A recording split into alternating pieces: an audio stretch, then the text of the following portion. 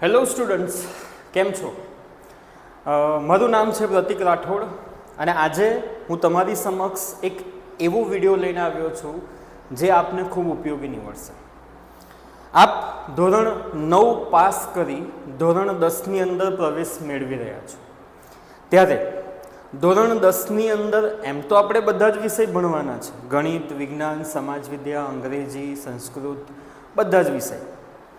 પણ એક નવો પ્રશ્ન અત્યારે ઉપસ્થિત થઈ રહ્યો છે કે સર કયું ગણિત રાખવું, કયું મેથ્સ રાખવું?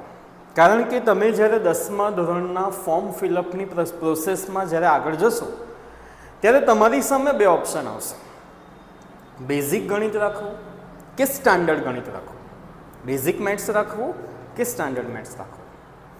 હવે આ પ્રશ્નના જવાબની જો ચર્ચા કરીએ તો બેટા સિલેબસની અંદર કોઈ ફરક નથી, ચોપડી એક જ ભણવાની છે.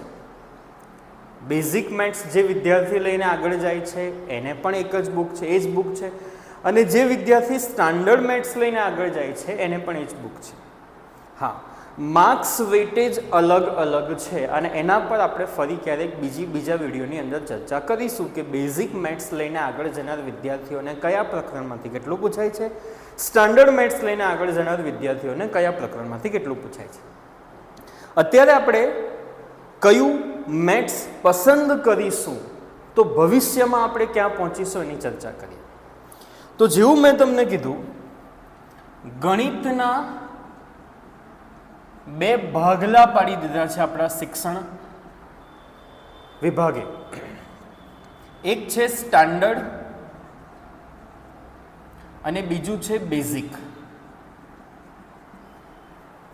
કેટલાક વિદ્યાર્થીઓના મગજમાં એવી લઘુતા ગ્રંથિ હોય છે કે હું જો બેઝિક લઈશ તો મારી ગણતરી ઠોઠ વિદ્યાર્થીઓમાં થશે, અથવા હું બેઝિક તો ના જ લઈ શકું, મારે સ્ટાન્ડર્ડ જ લેવું પડે. તો બેટા આ માન્યતા ખોટી છે. અત્યારે જો તમે સ્ટાન્ડર્ડ મેથ્સ પસંદ કરો છો તો તમે ભવિષ્યમાં આગળ ધોરણ 10 પછી કઈ કઈ ફિલ્ડમાં આગળ જઈ શકો. તો સ્ટાન્ડર્ડ મેથ્સ પછી તમે બધી ફિલ્ડમાં આગળ જઈ શકો. તમારા માટે સાયન્સ, એના બંને ગ્રુપ ખુલ્લા રહે છે, ગ્રુપ એ અને ગ્રુપ બી. ગ્રુપ એ મતલબ મેથ્સ સાથે તમે આગળ જઈ શકો, ગ્રુપ બી મતલબ બાયોલોજી સાથે તમે આગળ જઈ શકો. ઓફકોર્સ તમે કોમર્સ લઈ શકો, આર્ટ્સ લઈ શકો, ડિપ્લોમામાં જઈ શકો, આઈટીઆઈ કરી શકો.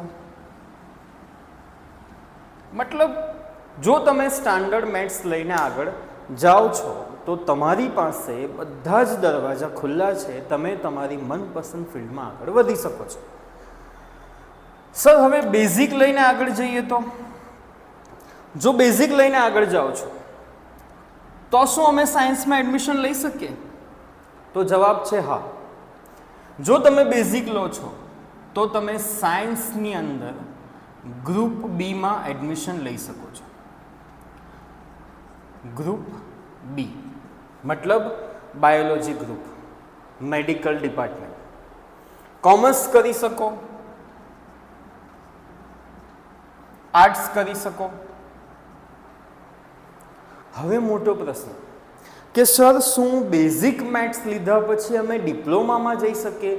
તો આપણું શિક્ષણ ખાતા તરફથી જે પરિપત્ર આપણને પ્રાપ્ત થયું છે એ મુજબ જો તમે બેઝિક લીધું છે તો તમે ડિપ્લોમામાં પણ જઈ શકો છો, ડિપ્લોમાની કોઈ પણ ફિલ્ડ પસંદ કરી શકો છો. તો બેઝિક મેથ્સ લઈને તમે ડિપ્લોમા ફિલ્ડ પણ પસંદ કરી શકો છો. તો સર શું બાકી રહી ગયું? બાકી રહી ગયું ગ્રુપ એ. એટલે તમે બેઝિક મેથ્સ લીધું છે અને તમને 11-12 સાયન્સની અંદર ગ્રુપ એ લઈને એન્જિનિયરિંગ ડિપાર્ટમેન્ટમાં આગળ જવું છે તો ત્યાં તમારે થોડા ક્ષણ માટે અટકવું પડે. સર થોડા ક્ષણ માટે અટકવું પડે એટલે હવે એક એવો સિનારીઓ વિચારીએ કે કોઈ વિદ્યાર્થી છે જેણે 10મા ધોરણની શરૂઆતમાં બેઝિક મેથ્સ લીધું છે, માઇન્ડ ક્લિયર નહીં હતું, ગ્રુપ એમાં જવું, ગ્રુપ બીમાં જવું, અથવા ગણિતની અંદર થોડી કચાશ હતી, તો એ ભાઈએ બેઝિક મેથ્સ લીધું. હવે બેઝિક મેથ્સ લઈને ધોરણ 10ની પરીક્ષા આપી. ધોરણ 10ની પરીક્ષા આપ્યા બાદ તેના પર્સન્ટેજ ટકા તેનું પરિણામ સારું આવ્યું. હવે તેના મગજમાં વિચાર આવે છે કે મારે એન્જિનિયરિંગ ડિપાર્ટમેન્ટમાં જવું છે, એટલે કે 11-12 સાયન્સની અંદર ગ્રુપ એ લઈને આગળ જવું છે. તો શું એ શક્ય છે? તો હા, એ શક્ય છે. સર, બેઝિક મેથ્સ લઈને ગ્રુપ એ શક્ય છે? ઓફકોર્સ બેઝિક મેથ્સ લઈને તમે ગ્રુપ એ જઈ શકો છો. કઈ રીતે જઈ શકો છો? તો હાલમાં 2024ના પરિપત્ર પ્રમાણે જો તમે બેઝિક મેથ્સ લીધું છે અને તમારે ગ્રુપ એ સિલેક્ટ કરવું છે, તો એના માટેના કેટલાક નિયમો છે. શું નિયમ છે? તો કે પહેલો નિયમ એવો છે કે બેઝિક મેથ્સમાં તમારા 33થી વધુ ગુણ હોવા જોઈએ. કઈ પરીક્ષામાં? બોર્ડની પરીક્ષામાં. જ્યારે તમે બેઝિક મેથ્સ લીધું છે, બેઝિક મેથ્સ લઈને તમે બોર્ડની પરીક્ષા આપી છે, તો એ બોર્ડની પરીક્ષાનું જે રિઝલ્ટ આવે છે, રિઝલ્ટની અંદર તમારા 33થી વધુ ગુણ હોવા જોઈએ. સર, આનાથી કામ ચાલી જશે? ના, આટલાથી કામ નહીં ચાલે. હવે તમારે જે સ્કૂલમાં એડમિશન લેવું છે, XYZ કોઈ એક સ્કૂલમાં એડમિશન લેવું છે કે સર મારે બેઝિક મેથ્સ છે, હું XYZ સ્કૂલની અંદર સાયન્સમાં ગ્રુપ એ લેવા માંગુ છું, તો એ સ્કૂલ તમારી ક્ષમતાની કસોટી કરશે, તમારી એક પરીક્ષા લેશે. એ પરીક્ષા જે છે એ સ્ટાન્ડર્ડ મેથ્સના બ્લુપ્રિન્ટ પ્રમાણે હશે. શેના પ્રમાણે? સ્ટાન્ડર્ડ મેથ્સના બ્લુપ્રિન્ટ પ્રમાણે. સ્ટાન્ડર્ડ ગણિત જે છે એનું જે બ્લુપ્રિન્ટ છે, એટલે એના સ્પેસિફિક ચેપ્ટરમાંથી જે પૂછાય છે એ પ્રમાણે તમારી એક પરીક્ષા લેશે. હવે સવાલ એ આવે છે કે સાહેબ એ પરીક્ષા કેટલા માર્ક્સની હશે? તો નિયમ પ્રમાણે એ પરીક્ષા 30 માર્ક્સની લેવાય. મિનિમમ 30 માર્ક્સની પરીક્ષા લેવાય. કોણ લે છે આ પરીક્ષા? સ્કૂલ લે છે. કેટલા માર્ક્સની લે છે? 30 માર્ક્સની. એની અંદર પણ નિયમ છે, 15 માર્ક્સના MCQ હોય, મલ્ટિપલ ચોઇસ ક્વેશ્ચન, બહુ વિકલ્પિક પ્રશ્નો, અને 15 માર્ક્સનું સબ્જેક્ટિવ હોય, મોટા પ્રશ્નો. બરાબર છે? જો તમે બેઝિક મેથ્સ લીધું છે, ધોરણ 10ના પરિણામ પછી તમને એવી ઈચ્છા થઈ કે મારે ગ્રુપ એ લઈને આગળ સાયન્સ કરવું છે, તો સ્કૂલવાળા તમારી ક્ષમતાની કસોટી લેશે, પરીક્ષા લેશે. એ પરીક્ષા સ્ટાન્ડર્ડ મેથ્સના બ્લુપ્રિન્ટ પ્રમાણે હશે, 30 માર્ક્સની હશે. એ 30 માર્ક્સનું વેટેજ કઈ રીતે? 15 માર્ક્સ MCQના અને 15 માર્ક્સ સબ્જેક્ટિવ હશે. ચાલો સાહેબ, આટલી તો ખબર પડી ગઈ કે 30 માર્ક્સની કસોટી અમારે આપવાની છે. હવે 30માંથી કેટલા માર્ક્સ અમારે લાવવાના છે?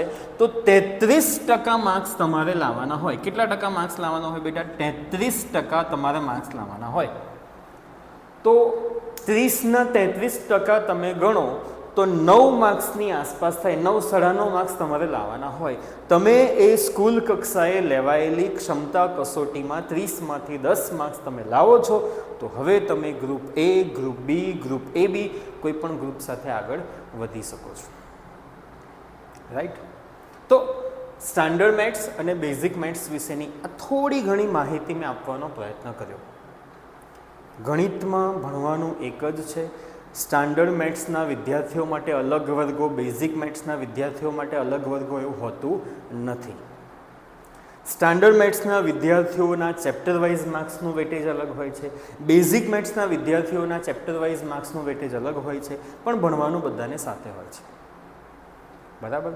આઈ હોપ કે મારી આ જે ઇન્ફોર્મેશન તમને, હું જે ઇન્ફોર્મેશન તમને આપવા માંગતો હતો એ ઇન્ફોર્મેશન તમારા સુધી પહોંચી હશે, તમને મદદ થશે. તો ચોક્કસપણે વિડીયોને લાઈક કરજો. Thank you.